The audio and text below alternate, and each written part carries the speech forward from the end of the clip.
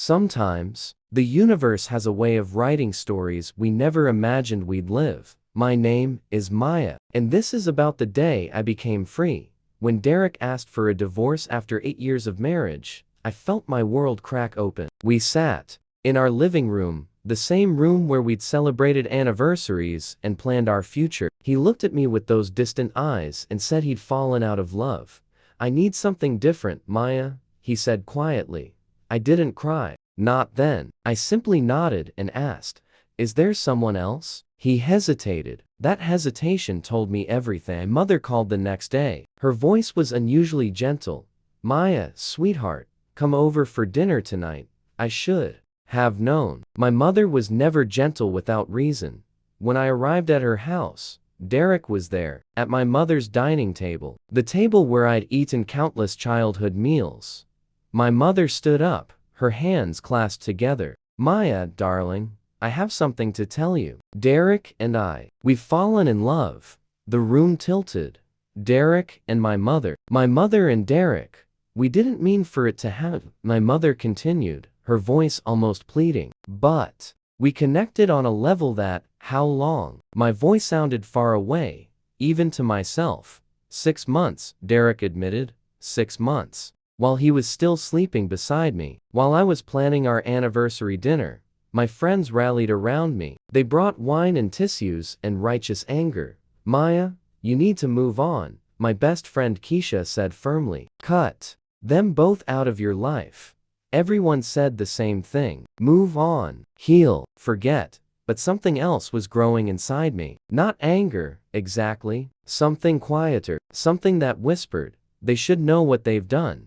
3 months later, I received the wedding invitation, cream-colored cardstock with gold lettering. "Patricia Rodriguez and Derek Chen cordially invite you to celebrate their union." I stared at it for a long time. Then I called my therapist, James. We'd started seeing each other a few weeks prior, carefully, tenderly. He knew my story. "James," I said, "I think I'm going to go." There was a pause. "To the wedding?" "Yes." "Maya, are you sure that's healthy?" I smiled, even though he couldn't see me. "Probably not. But I need to do this." I spent weeks preparing. I found the perfect dress, deep emerald green that made my skin glow. I practiced my smile in the mirror until it looked genuine. I worked with James on maintaining my center. "Peace, remember," he said the night before. "You're doing this for closure, not revenge." I nodded. But I knew something he didn't. I knew exactly what kind of closure I needed. The wedding was beautiful, I'll admit. A garden venue with white flowers everywhere. My mother looked radiant in her cream gown. Derek stood at the altar, handsome and confident. I arrived alone, wearing my green dress and my brightest smile. Heads turned. Whispers followed me to my seat. The ceremony proceeded. Traditional vows, promises of forever. And when the officiant said, "If anyone objects to this union, speak now or forever hold your peace," the entire crowd held its breath. Everyone looked at me or remained perfectly still and smile serene. The moment passed. The ceremony continued. "I now pronounce you husband and wife." Derek kissed my mother. People applauded, and I stood up and applauded with them, still smiling. At the reception, I made my way through the crowd. People avoided my eyes, uncomfortable with my presence, but I greeted them warmly, genuinely. Finally, I approached the bride and groom. My mother's face went pale. Derek looked like he might be sick. "Congratulations," I said warmly, embracing my mother. She stood rigid in my arms. I turned to Derek. "I hope you'll both be very happy." "Maya," my mother whispered. We didn't think you'd come. I wouldn't have missed it," I said honestly. Derek found his voice. "This must be difficult for you." Tilted my head, considering. "You know what's funny? It's really not. Not anymore." I reached into my purse and pulled out an envelope. "I brought you a wedding gift."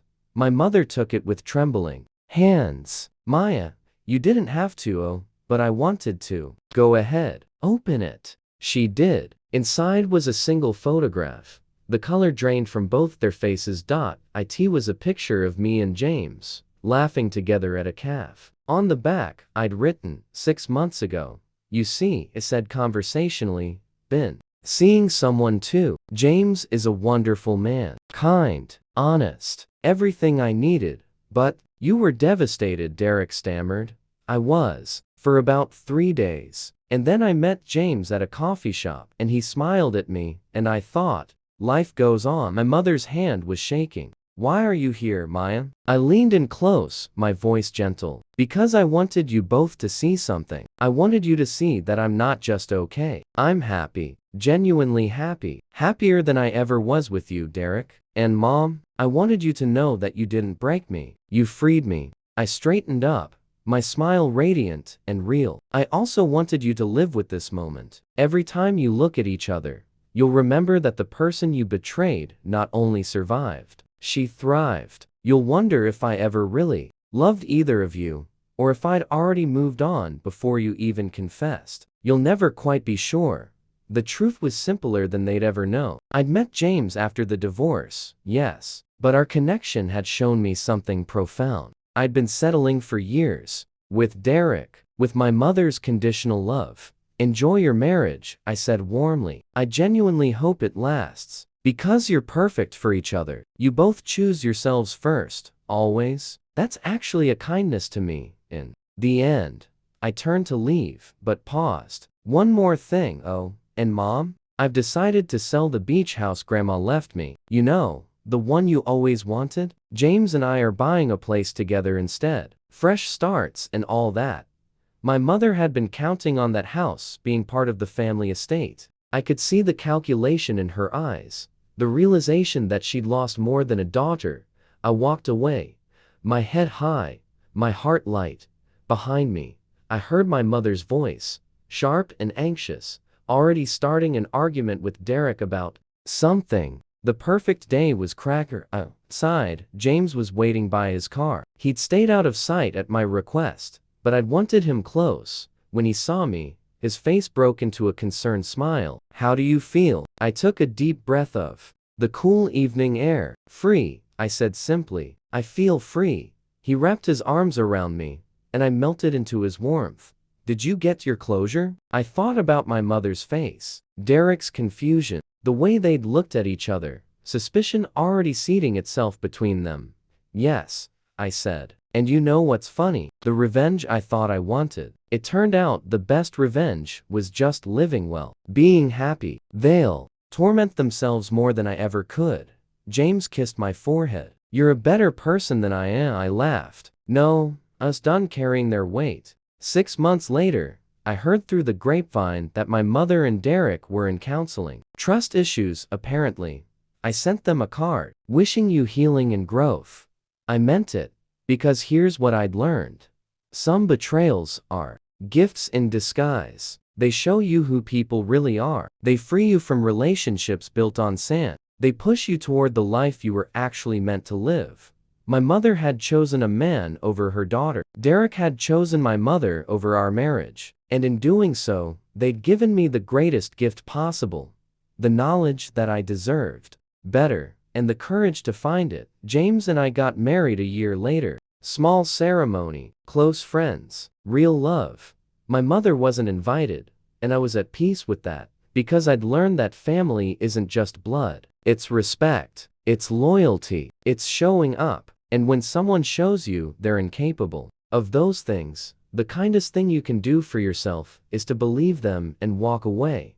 I showed up at that wedding to prove something to myself, that I was stronger than their betrayal, that I could look them in the eyes and feel nothing but gratitude for my escape. And I did. The woman who walked out of that reception wasn't the same woman who'd been betrayed 6 months before. She was braver, wiser, more whole. Sometimes, the kindest thing life does is take away what we thought we needed, so we can discover what we actually deserve. I deserved James. I deserved real love. I deserved a life unburdened by people who only love themselves. And now I have it. That's the best revenge of all. Building a beautiful life they'll never be part of.